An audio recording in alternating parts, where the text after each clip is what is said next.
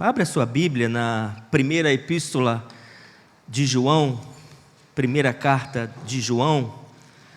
Nós vamos olhar aqui, capítulo 2 hoje. Domingo passado, então, o pastor Reinaldo compartilhou sobre esse capítulo 1 e vamos hoje compartilhar o capítulo 2. E vamos ser bem assim ativos, os irmãos com a Bíblia aberta, porque nós vamos ler esses versículos. Primeira carta de João, capítulo 2. Vamos hoje observar do versículo 1 até o versículo 17. Amém? Acharam? Vamos orar? Nosso Deus e Pai, graças te damos por mais uma semana que findou ontem, uma nova semana que o Senhor está nos dando a partir de hoje. Graças te damos pelo seu amor, sua bondade. Obrigado, Senhor, pela bênção sobre nós, da sua graça, da obra de Jesus em nossas vidas, do fortalecimento para vivermos com o Senhor, para o Senhor. Agradecemos pelas vidas que estão aqui, tu conheces cada vida, cada necessidade, que o Senhor, ó Deus, com a sua boa mão, esteja completando a sua obra em nossas vidas. Lava-nos com o sangue de Jesus. Obrigado pela vida do pastor Reinaldo, porque esta operação, às vezes aos nossos olhos tão simples, mas uma operação sempre é uma operação. Agradecemos pela sua graça de restauração. Pedimos a sua bênção também para o nosso irmão pastor Wilson Maia, está hospitalizado, tu sabes o que ele está passando. Em nome de Jesus, coloque a sua mão de poder sobre a vida dele. Pedimos ao Espírito Santo que esteja agora iluminando a nossa mente, o nosso coração, para que a sua palavra não seja apenas um momento eclesiástico marcado por uma programação, mas um momento de nos encontrarmos com o Senhor, de ouvirmos a sua voz, de estarmos, ó Deus, sendo fortalecidos, desafiados, consolados, exortados pela palavra do Senhor, em nome de Jesus, amém. Amém. Bom, antes de lermos, eu peço aos irmãos que estejam orando pelo pastor Wilson Maia. O pastor Wilson Maia é o pai do pastor Daniel, que esteve aqui domingo passado à noite, né? Ele com a equipe de louvor, e ele é pastor, hoje tem o nome de Igreja Voz, que era a antiga Igreja Nacional do Senhor Jesus Cristo, e aí a líder, que é a Valnice Milhomens, né? Ela emancipou algumas igrejas, né? Achei muito assim forte, né? Porque ela falou para alguns pastores: olha, vocês podem seguir com o ministério de vocês. E o pastor Wilson Maia, ele tem uma origem batista, né? Ele se converteu em uma igreja batista lá em São Paulo, fez o seminário batista em São Paulo e depois de alguns anos, se filiou à igreja, né, nacional. E aí ele, acho que uns 2 meses atrás, operou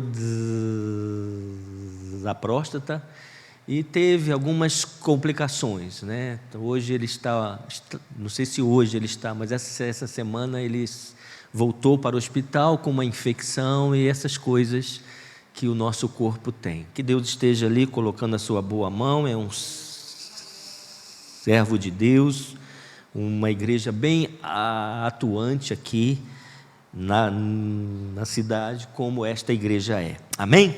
Vamos orar ao Senhor, vamos orar, né? Bom, vamos ler aqui Filipenses não, primeira carta de João, capítulo 2. Eu vou pedir que vocês fiquem com as suas Bíblias abertas, nós vamos ler alguns textos. Hoje nós vamos ver esses 3 temas. Vamos lá, né? Eu vou pedir que os irmãos fiquem aí até um pouquinho mais de 10h15, porque, né, toda a Bíblia ela é muito profunda, né? E João, ele escreve esta carta para fortalecer os crentes, né? Para fortalecer a fé e, principalmente, no capítulo 1 e 2, ele dá muita ênfase sobre o pecado, né? Então, nós vamos ver isso hoje. Nós vamos ver no capítulo 2, 1 e 2, Jesus, o advogado incomparável. Depois do capítulo 2, versículo 3 a 11, como conhecer um cristão verdadeiro.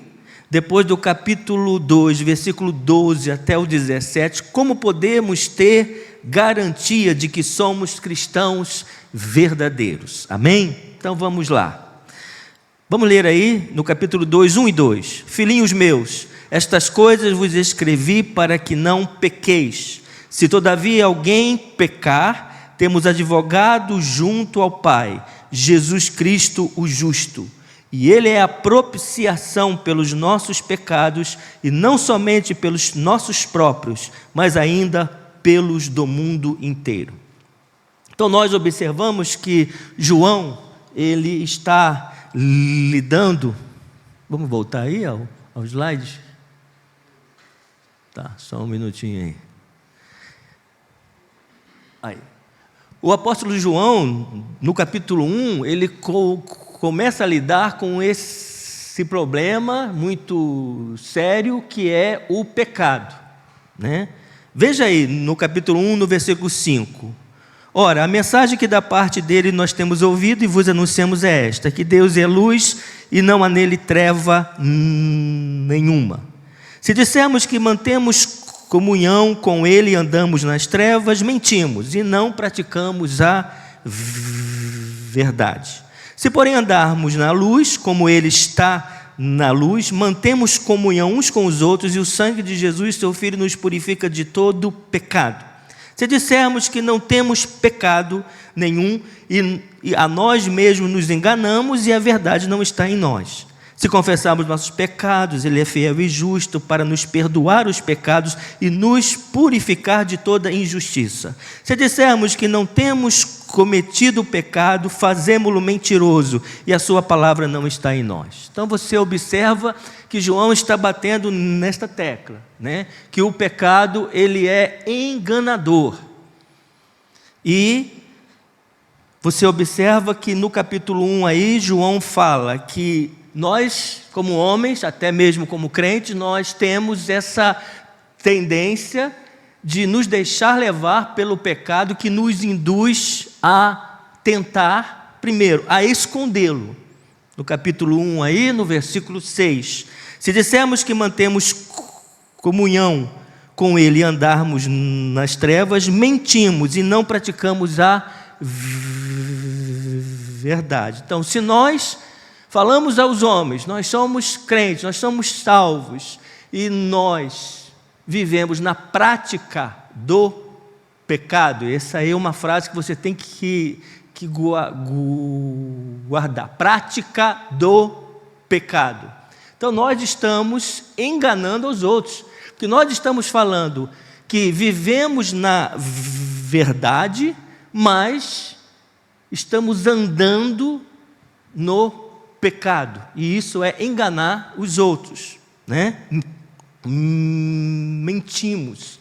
Mentira é você enganar a si mesmo e aos outros. Depois ele fala que nós precisamos ter, né, a postura de confessar, esse versículo 9 que você já sabe de cor.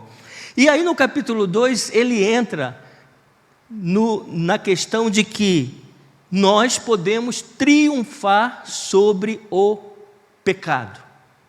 Então nós vamos observar isso aqui. Eu não passei aqui, né? Não, desculpe, eu que errei aqui. Então, primeiro, o pecado nos induz a tentar, a enganar os outros, né? O versículo 1:6, a enganar a nós mesmos, versículo 8, se dissermos que não temos pecado nenhum, a nós mesmos nos enganamos, e ao próprio Deus. Se dissermos que não temos cometido o pecado, fazemo-lo mentiroso, e a sua palavra não está em nós.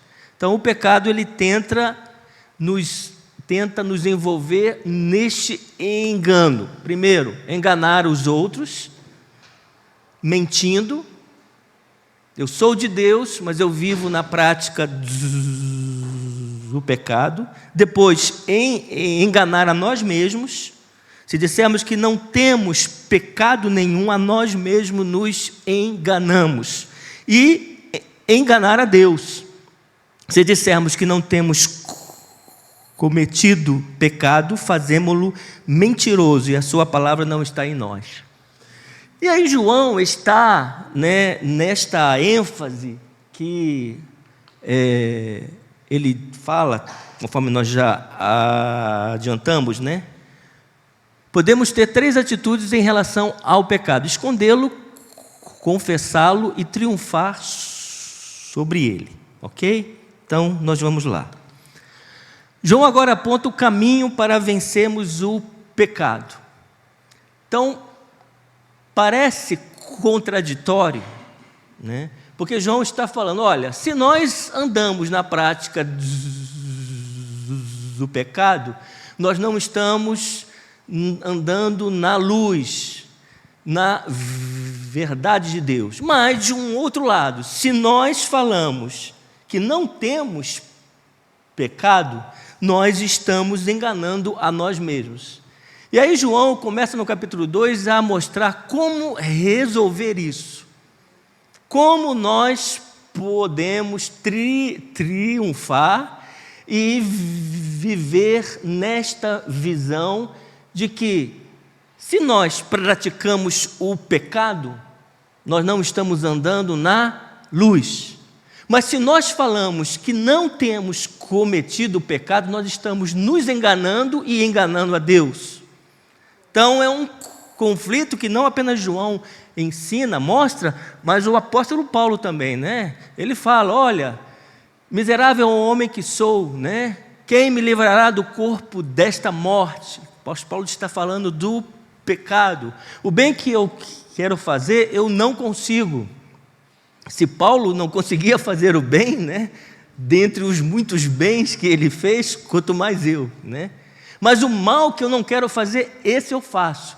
Então, ele fala também, a carne milita contra o espírito. Então, esta luta espiritual que está aqui dentro de nós, é uma luta que João viu que os irmãos estavam sendo contaminados por aqueles ensinos que, de um lado, negava o pecado, mas de um outro lado falava que o mal, o pecado que está em nós é invencível. E aí João começa a falar no capítulo 2. O propósito de João é encorajar os crentes a não pecarem. Vamos lá. Filhinhos meus, estas coisas vos escrevo para que não pequeis. Se todavia alguém pecar, temos advogado junto ao Pai, Jesus Cristo justo. Então o alvo do crente é uma luta para não pecarmos. Mas se a gente peca, nós temos um advogado. João não está incentivando e nem dando a brecha de que você pode pecar, porque Deus vai sempre perdoar você. E aí, nós observamos isso. A prática do pecado é incompatível com a nova vida em Cristo. Então, prática do pecado. A pessoa, antes de crer a Jesus, ela mente. É uma pessoa, entre aspas, viciada na mentira. Ela não consegue falar a verdade. Quando ela se converte, ela continua nesta prática. Esse é um exemplo do que João está falando, Eu dei esse exemplo, que é um exemplo assim, mais ameno, Existem outros pecados, Então o que João está falando é isso, é incompatível eu viver com o Senhor, ser um filho dele, estar na luz e andar nas trevas, quer dizer, permanecer na prática, Quem vive pecando não viu a Deus nem o conheceu. Capítulo 3:6. E a hora que você quiser falar, irmão, levanta a mão, porque nós temos muitas coisas, tá? Por favor. 3:6. Todo aquele que permanece nele não vive pecando. Todo aquele que vive pecando não ouviu e nem o conheceu. Quem vive na prática do pecado não é nascido de Deus. Todo aquele, capítulo 3:9, todo aquele que é nascido de Deus não vive na prática de pecado, pois o que permanece nele é a divina semente. Ora, esse não pode viver pecando, porque é nascido de Deus. Toda essa carta está impregnada de horror, temor e repúdio ao pecado. Essa carta de João é uma carta que, ao mesmo tempo, quando eu reli, né, eu falei: Senhor, eu sou crente. Semana passada, domingo passado, foi meu aniversário de batismo, né? 7/7/1977. Eu tenho uma foto lá, que é aquela foto antiguíssima. Eu com 13 anos, né, lá na minha igreja, lá, tal, depois de um tempo assim, longe, né, de Deus, não, mesmo com os 13 anos, eu não quero saber, etc, etc. Mas aí teve a conversão, que eu me lembro hoje como é que foi, e 7/7/77, olha, no século, né, antigo, né? Amém. E aí, quando eu comecei a ler essa carta para estudar, para a minha vida, eu falei: Senhor, eu confesso, eu entrei numa certa crise. Senhor, eu sou crente, Senhor? Senhor, porque João, né? E João é duro. Se você vive na prática do pecado, você não é de Deus. Você não viu a Deus. Ou você, conforme ele disse, não é nascido de Deus. E aí João, ao mesmo tempo que ele é claro, ele é enfático, né? Mas ele é um pastor, ele é um apóstolo. E ele tem amor, né? João é o apóstolo do amor. Ele fala o que o pecado faz na minha vida e na sua vida, mas ele também fala do que Jesus fez. E é no que Jesus fez que nós temos que ter o fortalecimento de Deus para vencermos o pecado. Amém, irmãos? Vamos lá. Uma questão: precisamos ressaltar que a perfeição moral absoluta é impossível de ser conquistada nesta vida. Somos perfeitos em Cristo. Vamos ler o texto. Nós estamos numa escola bíblica que é para ler a Bíblia. Colossenses, nós vamos compartilhar isso daí. Volta aí algumas páginas atrás. Colossenses 2, depois de Efésios, Filipenses, Colossenses 2:10. Também nele estáis aperfeiçoados. Ele é o cabeça de todo o principado e potestade. Depois Filipenses 3:15. Mais atrás aí um pouco, 3:15. Todos, pois, que somos perfeitos, tenhamos este sentimento, e se porventura pensais de outro modo, também isto Deus vos esclarecerá. O que Paulo aqui está falando? Precisamos ressaltar que a perfeição moral absoluta é impossível de ser conquistada nesta vida, mas somos perfeitos em Cristo. Quando você crê em Jesus Cristo, você só tem acesso a Deus por Ele, certo? Por isso que a gente ora em nome de Jesus. Não oramos em nome de Paulo, de Pedro, de João, de apóstolo, etc., mas em nome dele. E o apóstolo Paulo, ele usa uma expressão que me dá conforto, mas também me dá a disposição para lutar contra o pecado, que é estar em Cristo. Se alguém está em Cristo, é nova criatura. Então essa perfeição, quando Deus nos vê, Deus nos vê através de Jesus Cristo. Por isso que o sangue de Jesus cobre a nossa vida, limpa. Porque quando Deus me vê, se Deus me visse fora de Jesus, eu seria consumido pelos meus pecados. As misericórdias do Senhor se renovam para preservar a minha vida. E estas misericórdias vêm sobre mim porque eu estou em Cristo. Então, nós somos perfeitos estando em Cristo. Nós somos perfeitos para com Deus. Deus, quando Ele me olha, Ele não me olha fora de Jesus. Quando você crê em Jesus, você está em Cristo. Você está contido em Cristo. Né? Deus, Ele te aceita como filho porque você recebeu o Senhor Jesus. Deus te dá o Espírito Santo que passa a habitar em você porque você confessou Jesus Cristo e recebe o Espírito Santo. Então, a perfeição absoluta é porque eu estou em Cristo. Agora, o que o apóstolo João, ele vai começar aqui a falar, nós, ainda que estejamos perfeitos em Cristo, ainda que Deus, quando me vê, Ele me vê em Cristo, e por isso eu sou aceito, Deus me ouve, eu tenho acesso a Deus, não pelos meus méritos, mas porque eu estou em Cristo, Ele é o meu sacerdote, Ele que me leva a Deus. Mas, enquanto esse viver aqui, nós estamos nesse processo de aperfeiçoamento. Então, para uma lógica humana, não. Ou você não vive na prática do pecado, ou você vive. Sim, nós temos que viver nesta luta da prática. Mas João vai falar isso. Olha, o alvo de Deus é não pecar. Mas se a gente peca, nós temos um advogado.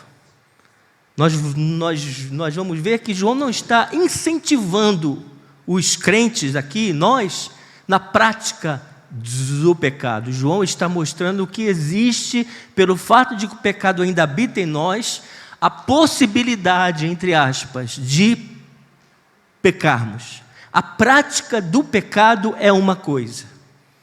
Antes de crer em Jesus, a pessoa não conseguia viver sem a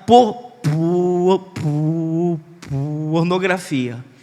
Ela crê em Jesus, tem que vencer esta prática do pecado e fazer de tudo para que não caia, né?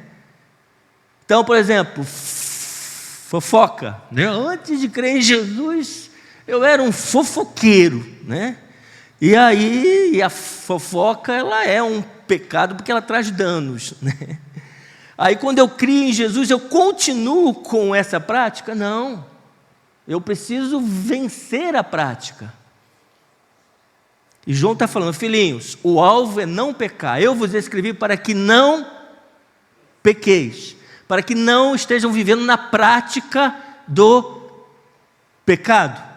Mas se todavia alguém pecar, nós temos o Senhor Jesus. Então nós estamos vivendo essa prática de santificação.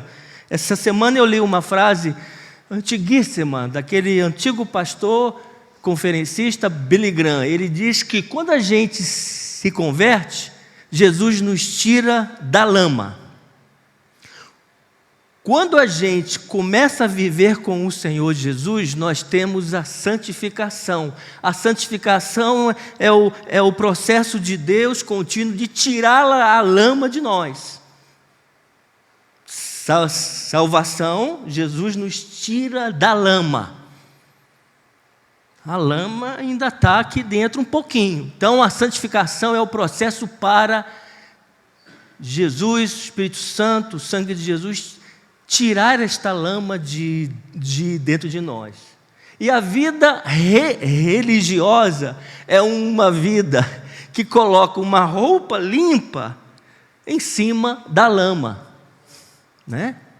O que as religiões, em muitos momentos o cristianismo faz, né, por uma interpretação errada ou por falta de falar sobre o que Jesus fez, né, o que é o pecado. Coloca uma roupinha limpa, uma camisa branquinha, limpinha por cima da lama. Então nós temos o desafio hoje, como povo de Deus, de olharmos para a nossa vida e falarmos: Senhor, eu não vou viver na prática do pecado. Se eu cair, eu tenho essa presença do Espírito Santo que me dá poder de Deus para que eu vença. Amém? E aí o apóstolo Paulo, nesta carta aí, vamos ler a Bíblia, irmãos. Ih, já são 9h30, vamos lá. Segunda carta de Paulo aos Coríntios, capítulo 7:1, ele fala sobre este processo. Tendo, pois, ó amados, tais promessas, tanto da carne como do Espírito, aperfeiçoando a nossa santidade no temor de Deus. Então, essa vitória da prática do pecado, ou a vitória de pecados que a gente cai, pecados pontuais, nós temos um processo, nós temos um aperfeiçoamento, nós temos um alvo de aperfeiçoar a nossa santidade, a vitória. Amém? Vamos lá. Não podemos cair em dois extremos, conforme a gente já falou: encorajar o pecado no cristão, salientando a provisão de Deus em perdoar. Foi isso que o apóstolo Paulo viu na igreja de Roma. Lá no capítulo 6 de Romanos, o apóstolo Paulo diz: olha, vocês estão pensando que a graça de Deus é abundante quando vocês pecam? O que esses irmãos estavam vivendo? Se Deus nos ama, se Deus perdoa a nós, então vamos continuar na prática, porque a graça de Deus vai ser sempre abundante, não tem problema. Pode pecar que Deus vai sempre perdoar. Então esse é um extremo que nós não podemos aceitar na minha vida e na sua vida. O outro é essa severidade exagerada, negar a possibilidade de um cristão pecar ou recusar-lhe perdão e restauração se ele cair. Então são esses dois extremos. Nenhum incentivo para você pecar, para eu pecar, porque Deus sempre vai me abençoar, Deus é misericordioso, Deus é amor, Deus perdoa. Não, mas também não ser o acusador que, quando vê um cristão que peca, você é filho de Deus, né? Você realmente teve esse Salvador, porque você ainda peca. Então, queridos, essas duas posições extremas são contestadas por João, e nós vamos ver. João nos mostra como triunfar sobre o pecado nesses dois versículos aqui, no capítulo 2. Ele nos apresenta Jesus como nosso advogado, o justo, e a propiciação. Não pequeis, atos específicos de pecado e não um estado habitual de pecado. Filhinhos, essas coisas eu vos escrevi para que não pequeis. Não é um hábito, né? Mas são atos, são momentos. E João escreve que nós temos Jesus Cristo como nosso advogado, o justo, e a propiciação que a gente vai ver. O pecado na vida do cristão, ele deve ser um acidente, não um hábito, uma prática. Esse é o nosso alvo hoje aqui, irmãos. De estarmos sendo erguidos, porque o acusador, ele abate, destrói, quando a gente peca. E nós precisamos nos erguer e lutar com as armas de Deus. Amém? Vamos lá. Jesus, Eu achei lindo isso daqui, porque esse termo advogado, você vê que está na minha versão com A maiúsculo, é o mesmo termo, é o termo grego. Olha, irmãos, quando a gente cita assim grego, tá, não é porque a gente é, né? Olha lá, ele quer se mostrar que é muito sábio, nada disso não, né? É porque é o que a palavra de Deus diz, e essa nossa versão, ela é muito boa, mas ela não atinge o que os escritores, os apóstolos compartilharam. Então, João está escrevendo que Jesus é o advogado, é a mesma palavra paráclitos, que é ajudador, advogado, intercessor, a pessoa que oferecia auxílio legal, ou aquela que intercedia em favor de outra. Então, o advogado Jesus Cristo é aquele que intercede por nós, na presença do Pai, e ele advoga porque ele presta esse auxílio legal. O que os advogados humanos fazem? Uma vez eu estava conversando com um advogado, eu falei, rapaz, como é que, não estou falando mal deles, mas como é que vocês defendem alguém que comprovadamente matou o outro? Ele falou, Samuel, nós não entramos no mérito de matar, nós entramos no mérito do que a lei tem para poder defender o que mata.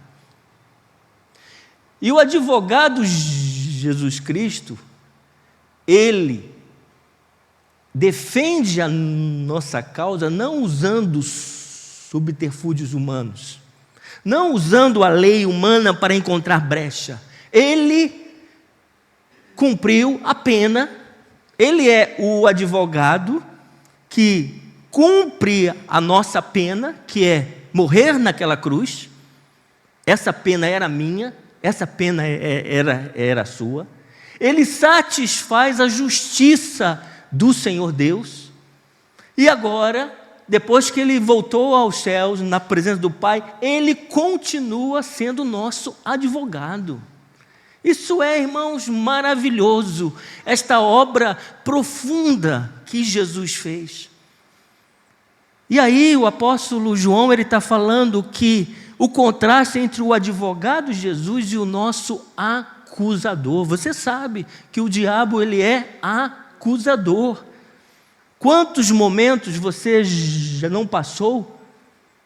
Conforme quando eu comecei a ler de novo, eu li essa carta, estava orando, estava vendo, estudando, Senhor, será que eu sou crente? Porque se você ler esta carta, conforme esses textos que a gente já viu, se você continua na prática do pecado, você não é nascido de Deus. Eu falei, Senhor, aí vem na sua mente os aqueles dardos, você realmente é filho de Deus, etc. Não é verdade?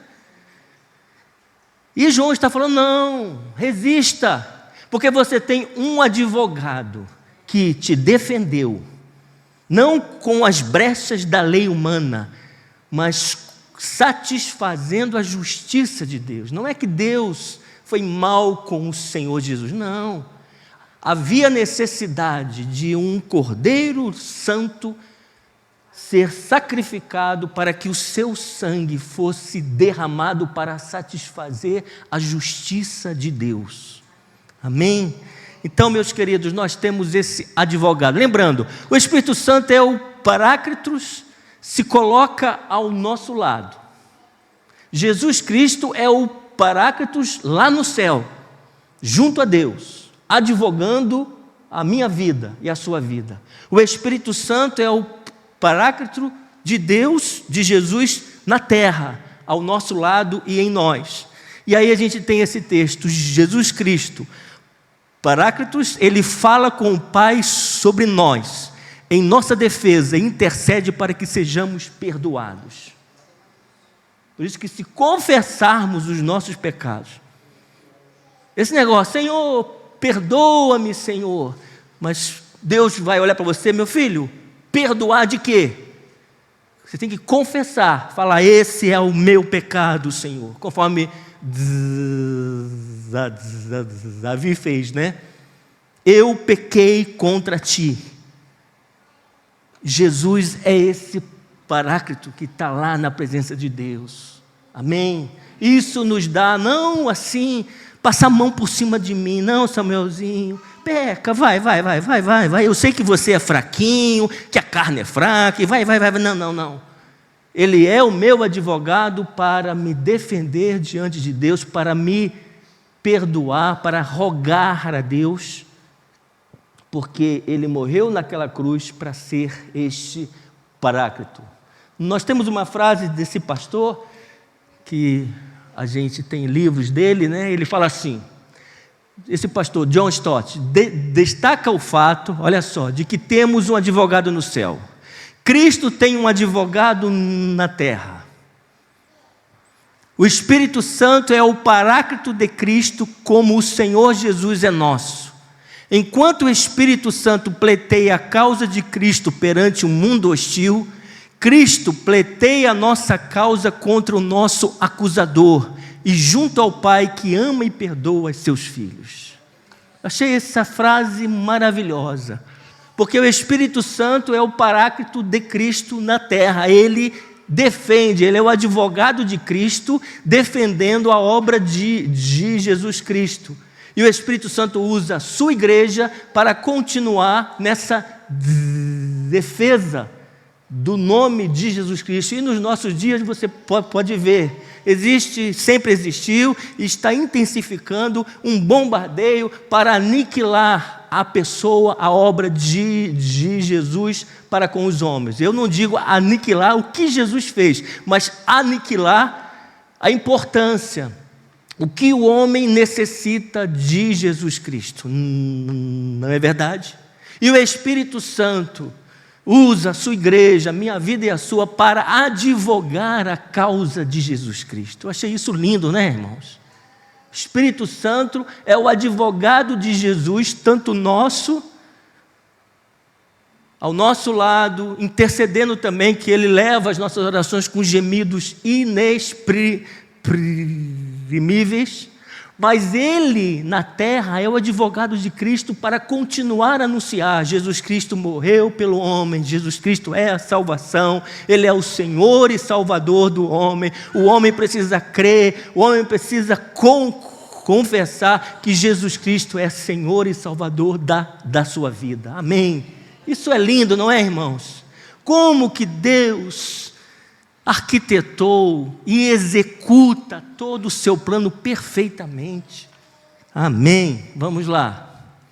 Jesus Cristo, o justo. Isso é muito forte. As coisas na Bíblia, irmão, não estão escritas assim à toa, não.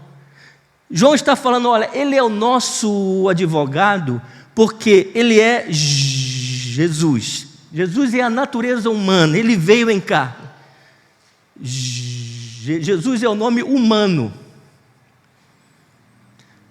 Cristo o que é? É o ungido de Deus para executar o plano de salvação.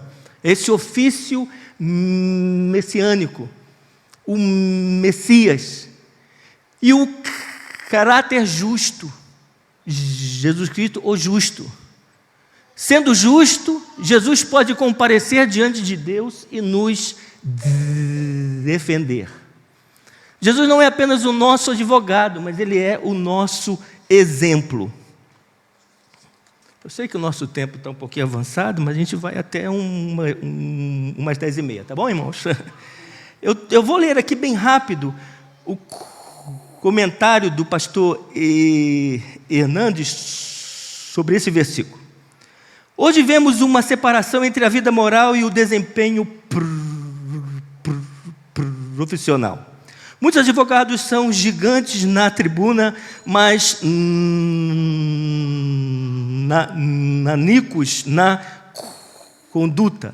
São imbatíveis na oratória, mas vulneráveis na ética. Muitos advogados, por esperteza e pela ganância do lucro fácil, burlam as leis, corrompem os tribunais, aviltam a justiça e assaltam o direito dos inocentes. No tribunal dos homens, muitas vezes a verdade é pisada e a justiça negada. No tribunal dos homens, não raras vezes a lei é torcida. As testemunhas são subornadas, os juízes são corrompidos e as sentenças compradas.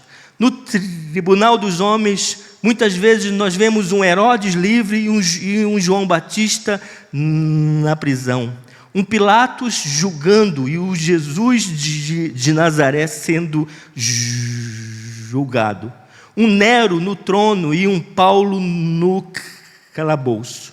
No entanto, Jesus, como advogado, nunca usou de espertezas para torcer a lei. Jesus nunca aceitou suborno, ele nunca vendeu sua consciência. O diabo quis dar-lhe os reinos do mundo em troca de sua adoração. As multidões queriam fazê-lo rei. Nunca ninguém pôde acusá-lo de pecado. Não havia dolo em sua boca. Sua vida era impoluta e sem pecado. Ele é a verdade, a luz do mundo, o verbo da vida, o advogado junto ao Pai, Jesus Cristo justo. Que bênção, né? Jesus Cristo, Ele é o nosso exemplo, porque Ele não é advogado subornando. Ele cumpriu o plano de Deus fielmente. Ele é justo. Ele não usou de artifícios. Ele poderia ter lá na cruz mandado os anjos descer, mata todo mundo, eu vou descer da cruz. Não, ele pagou o preço, por isso ele é advogado justo. Amém. Depois, Jesus, como nosso advogado, nunca transigiu com o erro. Jesus não veio para manipular a lei, mas para cumpri-la.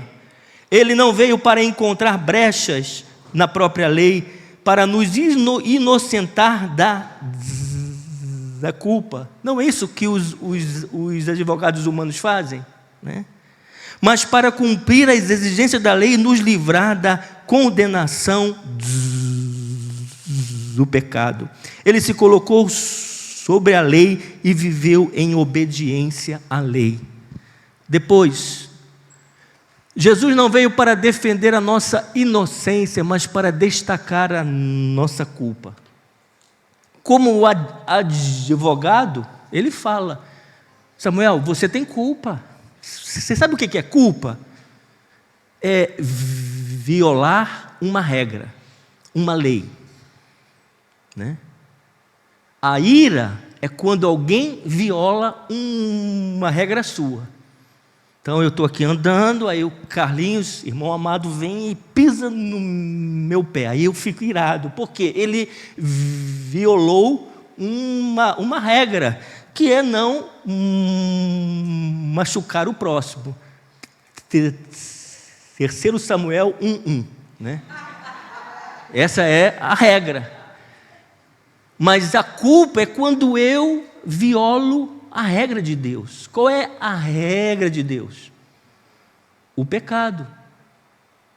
Você viveu no pecado. Eu estava lendo, eu achei assim muito forte. Por que Deus expulsou Adão e Eva do paraíso? Poxa vida, será que Deus foi tão ruim, né? Deixa eles lá, era um lugar tão bonito, gostoso. Mas porque eles violaram a regra de Deus. E quando a gente viola uma regra de Deus, uma lei de Deus, nós temos que ser expulsos de Deus. Não é porque Ele é mau, é porque nós violamos. E o Senhor Jesus, como advogado, Ele não veio destacar: você, tadinho, é o diabo, né? Você é fraco, é o pecado que é... Não, você é culpado, mas eu paguei o preço da sua culpa. Fala, pastor Marcos. Está lembrando uma diferença no latim, da onde a gente teve grande influência, né, de Roma, do Vaticano. O pecado é fazer uma feiura. Você fez uma coisa feia, você derrubou o vaso, você não limpou direito. aí é coisa minha. Mas no hebraico, que é a origem, é errar o alvo. E o alvo não é uma regra de alguém que se levantou, é do Adão. Ele não fez uma feiura, ele se voltou contra o Criador, né? Então, que é errar o alvo ou fazer uma feiura. Amém. Muito bem. Depois, Jesus não veio para dizer que temos méritos diante de Deus, mas para sermos absolvidos. Ok? Vamos lá. Jesus não veio para dizer que nós somos livres. Não. A palavra diz: vocês são escravos do pecado. Mas Ele advoga a nossa causa para nos libertar desta escravidão. Amém? Ok, vamos agora para esse ponto. Jesus é a nossa propiciação, a eficácia. Por que Jesus é o advogado perfeito? Por que Ele é o advogado completo? Jesus veio não apenas para estar ao nosso lado, mas no nosso lugar. Que advogado? Quando a sentença sai lá, condenado, Samuel, condenado a passar 20 anos, aí no Brasil, então você passa uns 2 aninhos lá, depois você sai e mata outro, Ok, deixa para lá. Mas no nosso lugar, no meu lugar, no seu, que advogado que faz isso? O advogado, você foi condenado? Passa para cá, 50 mil reais aqui no bolso, Jesus é a nossa propiciação. O que é propiciação? É aplacar a ira de Deus. Eu não vou ler o texto, mas você anota aí, depois leia. Lá nesse texto tinha, no Antigo Testamento, quando o sacerdote oferecia o sacrifício, tinha um recipiente chamado propiciatório. Então ele sacrificava, ele pegava o dedo, tirava o sangue, colocava o sangue no dedo e ele passava nas bordas do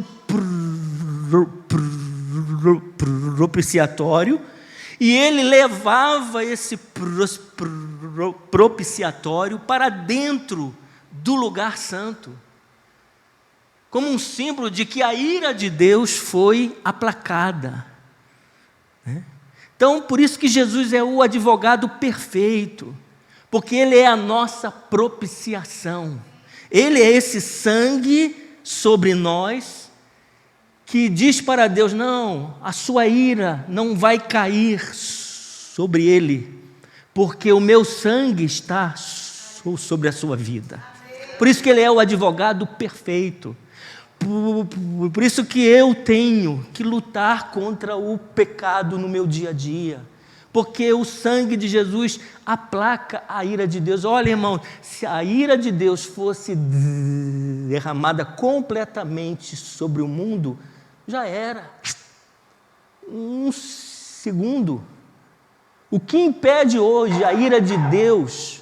Nós temos gotas da ira de Deus. O apóstolo Paulo, ele fala isso, Romanos 1, lá 18 em diante. O que impede que a ira de Deus recaia sobre o mundo é o sangue de Jesus, é o Espírito Santo e é a Igreja Santa no mundo. Amém? Então, os sacrifícios, eles eram, está errado ali, oferecidos para cobrir os pecados e afastar a ira de Deus sobre os pecadores. Cristo é o sacrifício providenciado pelo próprio Deus, que satisfaz a justa ira de Deus pelos nossos pecados e desvia essa ira de sobre nós, apaziguando a Deus e nos reconciliando com Ele. Que bênção, A gente às vezes se acha que Deus está em débito, Deus criou, Deus tinha a obrigação de me salvar. Não. A palavra de Deus diz que o que nós merecíamos era a ira de Deus, o abandono de Deus. O apóstolo Paulo diz: nós éramos inimigos de Deus. Por mais religioso que você fosse, o pecado nos traz como inimigo de Deus. E Jesus é a propiciação. Ele impede Deus derramar a sua ira sobre nós. Ok, irmãos? Alguém quer falar, comentar, para irmos para o nosso ponto? Vou ver se eu consigo os 2 pontos. Eu confesso, eu sou muito prolixo, né? Eu não sei fazer essa coisa condensada, tá bom? Muito bem. Alguém quer falar sobre esse ponto? Ok, vamos ver então esse segundo ponto. Como conhecer um cristão verdadeiro? Eita, aí que eu entrei em crise também, né? Versículo 3 até o 11. Vamos ler aí depois, né? Eu fiz uma pergunta. Como você consegue distinguir o falso e o verdadeiro? Pensa aí. Eu ainda tenho uma nota aqui, né? Hoje em dia a gente não usa muito dinheiro, né?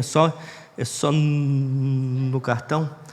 Como é que você distingue o verdadeiro do falso? Alguém quer falar? Não vou falar que quem acertar vai ganhar R$50, tá? Pode, não vou falar. Isso daqui já tem dono, isso daqui. Eu vou falar então. Quando eu fui do banco, eu trabalhei muitos anos no caixa, né? Caixa lá, que lida com dinheiro. E um dos cursos que a gente tinha que fazer era como identificar uma nota verdadeira da falsa. E às vezes, na pressa, eu até errei e recebi nota falsa. Porque você tem aquela fila, naquela época, era em 2001, 2002, depois eu fui para um outro setor e depois eu finalizei no caixa também. Mas era muito dinheiro. Tinha empresa que levava R$100 mil, 150, que é para a gente fazer depósito para pagar conta. Então, na pressa ali, eu confesso, eu engoli o falso. E aí, quando você engole o falso, você sofre danos, tá? Quando você engole o verdadeiro, você recebe bênçãos, não é verdade? Quando você engole o falso, você recebe pena. E a pena era eu pagar. Se eu recebesse uma nota falsa de 50, depois a chefe, quando eu enviava para o cofre, ela conferia tudo e via uma nota falsa. Samuel, aqui ó, no seu bloco tem uma nota de R$50 falsa, paga aí. Aí eu pagava. De R$100, pagava. E assim ia. Então a gente tinha cursos. Depois, na agência que vendia dólar e euro, nossa, era muito difícil. Nota de dólar e euro, para você reconhecer o falso, é muito difícil, né? Por isso que eu estou com esses cabelos brancos. Mas, graças a Deus, não paguei nenhum dólar e nenhum euro. Então, como você reconhece uma cédula falsa? Conhecendo o verdadeiro. Então, o curso era você identificar. Primeiro, o papel. A falsa é o papel A4. Então, você tinha o tato. Depois, aqui uma série de itens. Agora, você imagina, numa fila de banco, você lá olhando para a gente, bravo, porque está demorando, e você tem toda a razão. E às vezes eu engolia o falso. Mas, irmãos, eu vou guardar, tá? Nós reconhecemos o falso conhecendo o verdadeiro. Não se apegue ao falso, mas você tem que reconhecer que você é o verdadeiro cristão. Amém? E aí o apóstolo João, ele vai falar isso. Primeiro, a obediência, a evidência do verdadeiro conhecimento de Deus. 2:3 aí, ora, sabemos que o temos conhecido, por isso, se guardamos os seus mandamentos. Qual é a evidência que eu sou um cristão verdadeiro? Se eu tenho se eu tenho essa busca, esse desejo. Mas pastor, eu não consigo, porque é impossível tudo. É impossível para mim, mas Deus nos dá as suas armas. Você tem poder de Deus para obedecer. Então, a obediência é a marca do cristão. A ânsia, o desejo, né, a força, você vai reunir as suas forças para obedecer a Deus. Quando você tem esse alvo, esse desejo, isso é plantado pelo Espírito Santo, porque a carne não quer que você obedeça a Deus, não, o pecado não quer. É essa luta, irmãos. Então, a obediência é a prova do conhecimento de Deus. Conhecer a Deus não significa nunca um conhecimento intelectual, teórico, mas um conhecimento experimental do coração. Não quer dizer que você não vai usar a sua intelectualidade, a sua mente, para você conhecer a Deus. Não é isso. Você precisa ter esta palavra, né? Essa busca. Mas conhecer a Deus, experimentando quem é o Senhor Deus na minha vida e na sua vida. Vamos lá. Nenhum conhecimento é verdadeiro se não for transformador. Nossa, isso daí foi uma bomba. Samuel, você fala que conhece a Deus. Como você era no dia 7/7/77 e como você é hoje, Samuel? Domingo passado, quando eu estava aqui sentado ouvindo, isso veio à minha mente. Esse conhecimento de Deus precisa ser transformador. Não conhecemos a Deus pelo tanto de informações que nós temos na nossa mente, mas pelo grau de obediência que manifestamos na vida. Obedecer a Deus é conhecer a Deus. O conhecimento de Deus só pode ser provado pela obediência a Deus e só pode ser adquirido obedecendo a Deus. Quanto mais a gente obedece a Deus, mais a gente conhece a Deus, não é verdade? Mais a gente desfruta do que Deus é e do que Deus fez na minha vida e na sua vida. Amém? Conhecer a Deus é experimentar o amor, conhecer a Deus e experimentar o amor de Cristo, é devolver esse amor em obediência. É bom falar que a gente ama a Deus, mas a maior prova de que a gente ama a Deus é obedecendo. O filho, ele pode falar para o pai: pai, eu te amo, mas se não obedece, esse amor não é um amor profundo. Não é verdade? A obediência, ela pode ter 3 motivações. Obedecemos porque somos obrigados, porque precisamos ou porque queremos. O escravo obedece porque é obrigado, né? Senão, chulapa em cima dele. O empregado obedece porque precisa, né? Quantas vezes eu obedeci aos meus chefes porque eu precisava, porque não era bom, né? Era mais serviço, mais encargo, mais não sei o quê.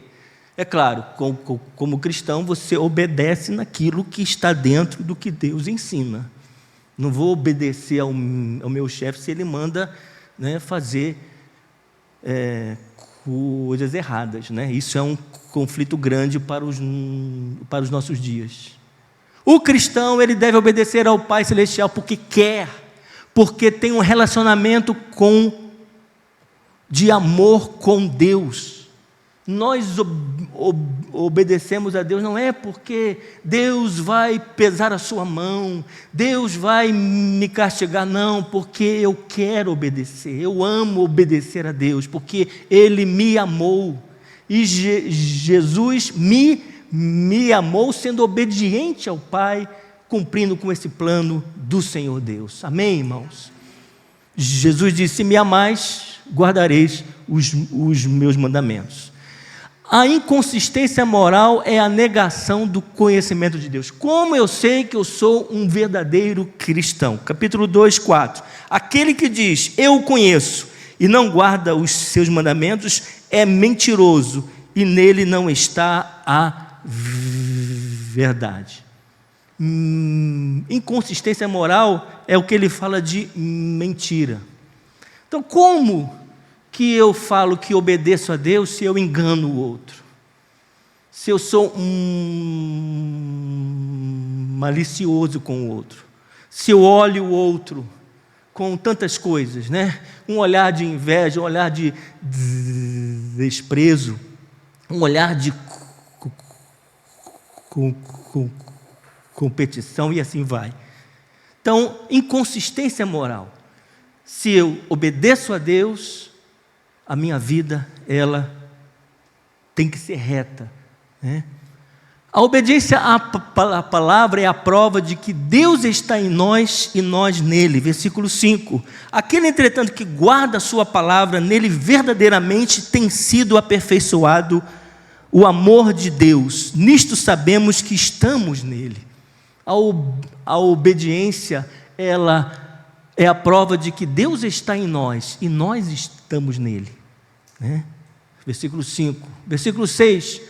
A obediência é o alvo de imitarmos. Versículo 6. Aquele que diz que permanece nele, esse deve também andar assim como ele andou.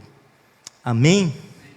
Depois, para reconhecer que eu sou um cristão de verdade, tem a obediência, e João fala do versículo 7 até 11, do amor. Amor tão falado, tão, né? O amor é a evidência da verdadeira caminhada na luz. Vamos lá. Versículo 7 e 8. Amados, não vos escrevo um mandamento novo, senão um mandamento antigo, o qual desde um princípio tivestes. Esse mandamento antigo é a palavra que ouvistes. Todavia, vos escrevo um novo mandamento, aquilo que é verdadeiro nele e em vós, porque as trevas se vão dissipando e a verdadeira luz já brilha. João está falando de um mandamento que é velho e que é novo. Esses apóstolos, né, inspirados pelo Espírito Santo, são incríveis, né? O amor é um mandamento velho e novo ao mesmo tempo. Cristo revestiu o mandamento velho de um significado mais rico e mais amplo. Mais uma vez, né? O que é essa palavra novo aqui que João fala? Existem duas palavras no grego para novo, que é esse neos, que é o novo em termos de tempo, né? Um novo ano, né? É o novo ano de tempo. E existe o kainos, que é o novo em termos de qualidade. Então, o mandamento é novo em profundidade, né? O amor de Deus, novo, ele é profundo. Ele nos arrancou lá do império das trevas. Amém? O mandamento é novo em extensão. O mandamento antigo foi dado para os judeus, e os judeus, eles espalhavam esse mandamento para os outros povos, testemunhando. Mas o mandamento novo de amar a Deus e amar o próximo, ele é novo porque ele é novo em extensão para todos os homens. Deus deseja que todos os homens sejam salvos. Amém? E é um mandamento novo em experiência. Você experimenta esse amor de Deus. Não é algo teórico, não é algo porque você faz alguma coisa para merecer. Não. Ele fez algo que te trouxe o amor de Deus. Deus fez algo para que você pudesse ser alvo do amor de Deus. Que algo é esse? Jesus Cristo. O apóstolo Paulo diz que Deus prova o seu amor pelo fato de Cristo ter morrido em nosso lugar. Amém? Então, em contraste com o amor, o ódio não sobrevive na luz. Versículo 9, aquele que diz estar na luz e odeia seu irmão, até agora está nas trevas. Quem odeia seu irmão está nas trevas. Veja que o apóstolo João é prático, né? Aquele que ama seu irmão permanece na luz e nele não há nenhum tropeço. Aquele, porém, que odeia seu irmão está nas trevas. Então João está colocando esse amor como uma evidência prática de você é um cristão. Existem mágoas, ressentimentos que se transformam em ódio, mas Jesus tem o poder para arrancar isso. Jesus tem o poder para restaurar. E odiar é permanecer nas trevas, e as trevas cegam, como diz aqui o versículo 11, olha só que palavra, aquele porém que odeia seu irmão está nas trevas, anda nas trevas e não sabe para onde vai, porque as trevas lhe cegaram os olhos. Olha esse texto aqui. Quem odeia a seu irmão está nas trevas. Quem odeia a seu irmão não tem propósito na vida, porque ele anda nas trevas. Quem odeia a seu irmão não tem direção na caminhada da vida e não sabe para onde vai, porque o ódio cega, o pecado cega, né? Quantas experiências de relacionamentos, né? Na família, no trabalho, na igreja mesmo, que coisas que aconteceram e o diabo vai, né, trabalhando com rancor, com amargura, com decepção, com revolta, e assim vai, e isso desemboca em ódio. João está falando, meus filhinhos, Jesus é o advogado, Ele limpa você, e você obedece a Deus, e você ama, porque você é um verdadeiro cristão. Amém? Vamos encerrar, vamos nos colocar em pé aí, para esticar um pouco as pernas, desculpe aí o tempo avançado, mas eu fico assim, apaixonado, né? Diga para o seu vizinho aí, Jesus é o seu advogado. Mas diga com fé, meu irmão, fala alto, né? Jesus é o seu advogado. Não viva na prática do pecado. Fala aí. Não viva, mas se pecar, tem um advogado. Ele é a nossa propiciação. Palavra difícil, mas é o sangue de Jesus. Amém? Amém. Pode sentar. Vamos lá para a última parte aí.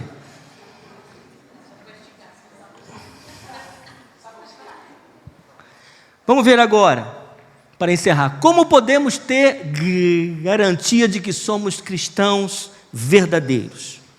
João falou, olha, vamos ver quem é falso e verdadeiro.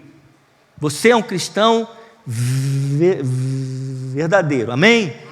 Você é, amém. Agora, vamos ver aqui, versículo 12. O propósito do apóstolo João, ao escrever essa passagem agora, é encorajar os crentes, assegurando a eles o que são e o que temos em Cristo Jesus.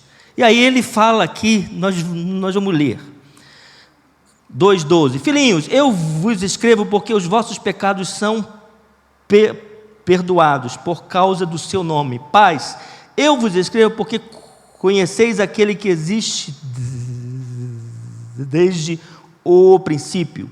Jovens, eu vos escrevo porque tendes vencido o maligno. Filhinhos, eu vos escrevi porque conheceis o Pai. Pais, eu vos escrevi porque conheceis aquele que existe desde o princípio. Jovens, eu vos escrevi porque sois fortes e a palavra de Deus permanece em vós e tendes vencido o maligno. Eu vou passar um pouco essa explicação que a gente tem aqui. Primeiro, uma palavra de encorajamento, o que nós temos em Cristo, né? E aí João, ele usa aí esses 3 termos, né? filhinhos, né? Filhinhos, jovens e pais. Alguns pensam que seriam de faixa de idade. Os filhinhos, os mais novos lá, os jovens são os jovens e os pais são os adultos. Outros já creem que seria não uma classificação etária, mas uma classificação de uma maturidade espiritual. Ok, né? Mas o mais importante é observarmos o que os cristãos têm em Cristo. E ele usa esses filhinhos, esses jovens e esses pais para mostrar o que nós temos em Cristo. E o que nós temos em Cristo vai nos dar a graça de Deus, o fortalecimento para vencermos o pecado. Amém? Então vamos lá. O cristão tem perdão em Cristo. Versículo 12: filhinhos, eu vos escrevo porque os vossos pecados são perdoados por causa do seu nome. Quantas experiências que a gente tem de gente que confessa, que se arrepende, que abandona, mas que não se vê perdoado. Isso é um castigo que o diabo lança, né? É um dardo. Não é passar a mão sobre o meu pecado, não, mas eu pequei, eu me arrependi, eu vou lutar. E Deus perdoa, é uma obra, diz aqui, são perdoados. Diz a palavra, né? Lançados no mais profundo abismo. Então creia nisso, irmão. O seu pecado é perdoado.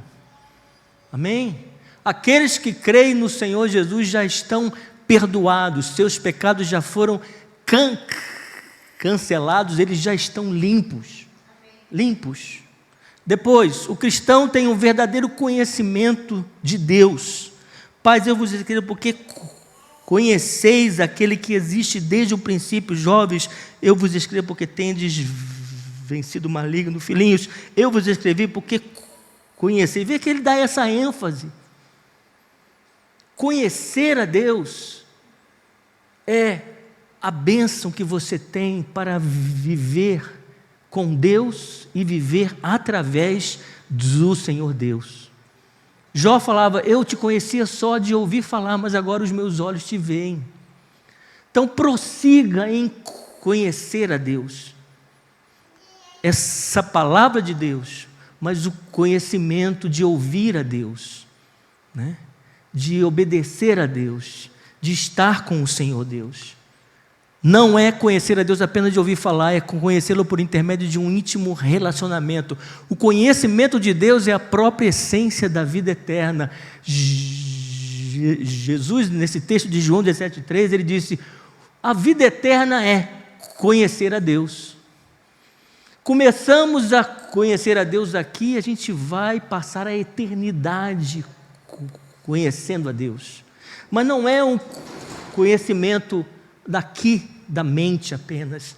Ele vem para cá e cria esse laço de filho que ouve, né? Que ama, que obedece, que quer estar com o Pai. Amém? O povo que conhece a Deus é um povo forte e ativo. Esse profeta disse isso. Daniel. O cristão tem a força, o poder, essa força vitoriosa contra o maligno. João fala, olha, jovens, eu vos escrevo porque tendes vencido o maligno. Nós temos o sangue de Jesus, a obra de Jesus para vencer também, porque João diz, a gente vai ver isso depois, que Jesus Cristo veio para destruir as obras do diabo. Amém? Então você tem o poder para vencer. Somos fortes porque a palavra de Deus permanece em nós. João diz que os jovens têm vencido o maligno, não fiados em sua própria força, mas pelo poder da palavra que neles permanece. Estar em Cristo e ter comunhão com Ele nos torna coparticipantes da vitória de Cristo. Nós não vencemos o maligno pelas nossas forças. Nós vencemos porque nós participamos da vitória de Jesus sobre o inimigo. Você é coparticipante. A vitória de Jesus está em nós, pelo sangue dele, pela obra dele, pela presença dele em nós. Amém? Por isso que essa obra de Jesus, irmãos, é profunda. Deus, pela sua graça, pelo seu amor, pelo sangue de Jesus que está na minha vida, me dá essa graça de que eu sou coparticipante dessa vitória. A vitória de Jesus naquela cruz é sua vitória contra o pecado e contra o diabo. Uma palavra de advertência: não devemos amar o mundo. E aí a gente encerra, né? 15, não ameis o mundo, nem as coisas que há no mundo. Se alguém amar o mundo, o amor do Pai não está nele. O mundo aqui não é o homem, né? Porque Deus amou o mundo de tal maneira, aí é o homem, né? Não é a natureza, né? Você não adora o mar, as plantas, né? Mas você reconhece que foi Deus que criou para o homem, para abençoar o homem. Que coisa linda, né? É você ir numa praia, né? Eu gosto de ir à praia não para ficar lá, né? Igual um jacaré, né? O meu sogro que falava isso, né? Vamos ficar aqui igual um jacaré tomando sol. Mas eu gosto de ir à praia que é para sentar, fechar os olhos e ouvir a onda. É como se Deus estivesse falando: olha, viu? Eu estou no controle. A onda vem e volta, vem e volta, vem e volta. Quer dizer, Deus está falando: olha, viu? Eu criei tudo debaixo da minha mão. Que coisa linda, né? Você olha para uma montanha, Senhor, que coisa grande, né? Enfim, mas o mundo aqui é o sistema do mundo. E como que o sistema do mundo hoje ataca o Evangelho, a pessoa de Deus, Jesus Cristo? Como que os filmes, a imprensa, as séries, televisão ainda você já sabe, né? E aí,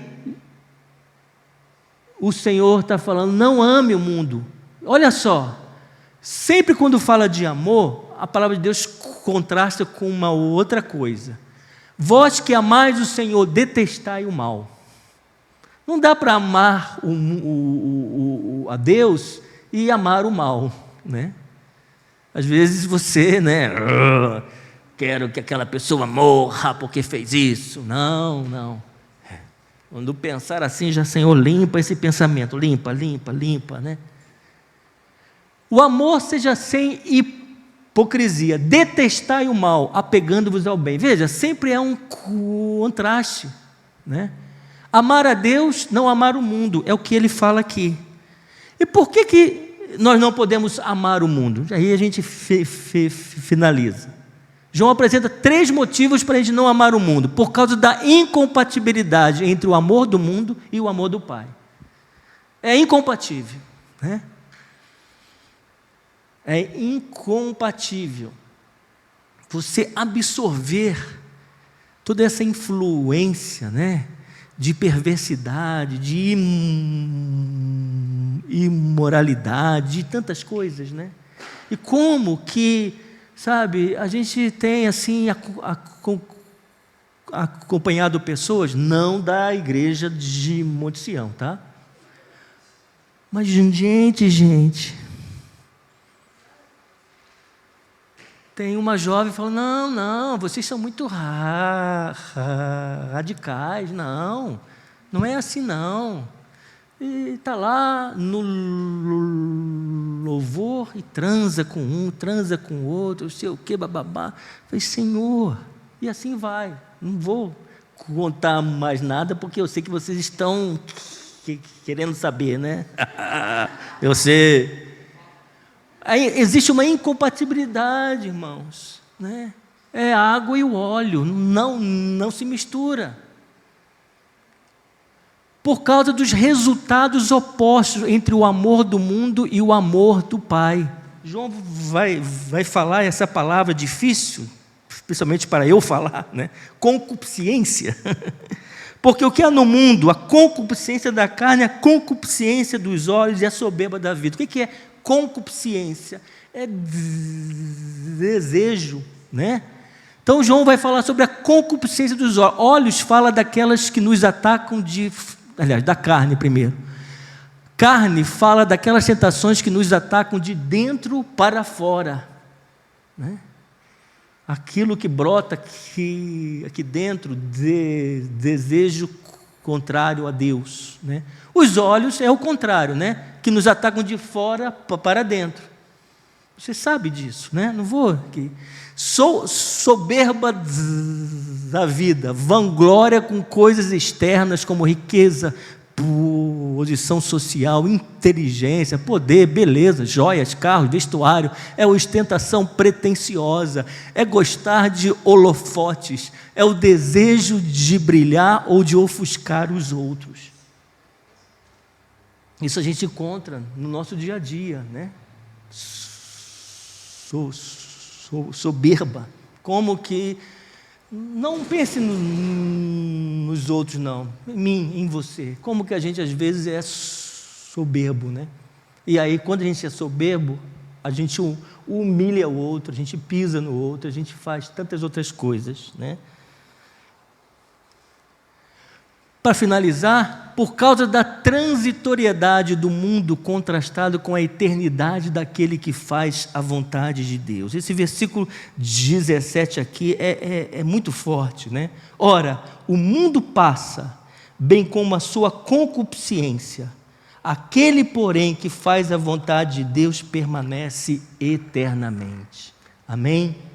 Então, querido, vigie nessa influência, né, que o mundo, que esse sistema corrompido, sujo, maligno, usado pelos meios que a gente tem hoje, né, tenta influenciar os crentes. Não vamos nos deixar influenciar por aquilo que é concupiscência da carne, dos olhos, soberba da vida e tantas outras coisas. João só cita esses três, né? Mas fazer a vontade de Deus, eu permanecerei eternamente na presença dEle. Amém? Amém, irmãos? Deus abençoe. Vamos nos colocar em pé. Pedir que o pastor Fernando, por favor, pastor, venha aqui para orar. E Deus abençoe-nos, Deus nos dê a sua graça, em nome de Jesus.